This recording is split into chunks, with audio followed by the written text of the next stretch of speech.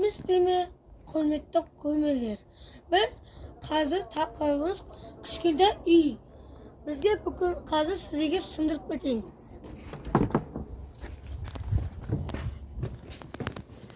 Biz hozir o'sha uyda az Ko'mishdir.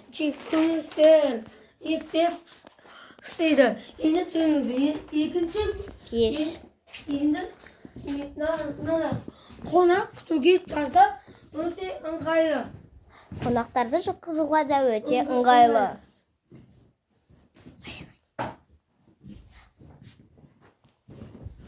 Endi hozir Sultanbek qizi Ayzeraga beramiz.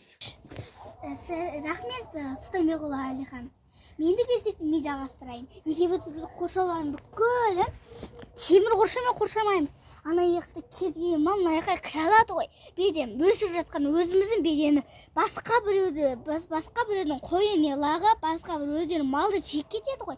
Біз деген бұларды біз өзіміздің өсігеннен кейін таптап біздің еңбегіміз еш қалады. Неге бүкілін қоршамайды? Сұрақ. Біз өзіміз өсіргеннен кейін бүгін бәрін қоршауымыз керек. Неге бүкін арзандатпайды? Енді кезек Файзарахман Саяда. Сәлем, рахмет саған Айзере. Сәлеметсіздер ме көрермендер? Бүгінгі біздің тақырып суырлар. Неге осы көктемде суырлар қаптап кетеді? Қаптағаны сонша адамдардың үйіне де кіріп жатыр. Жаңағы Сұлтанбек ұлы Әлиханның айтқанындай, суырлар осындай времянкаларға кіріп кетіп, оның ішіндегі жеміс-жидектерді, еттерді ұрлап жеп қоюы мүмкін.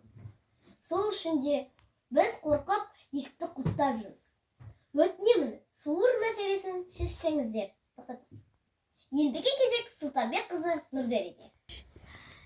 Рахмет Файзарахман Сая. Бүгінгі ауа райы, Алматыдағы ауа райы күн жылы. Және бұлты 1 градус жануарларға қолайлы уақыт. Біз өтсін.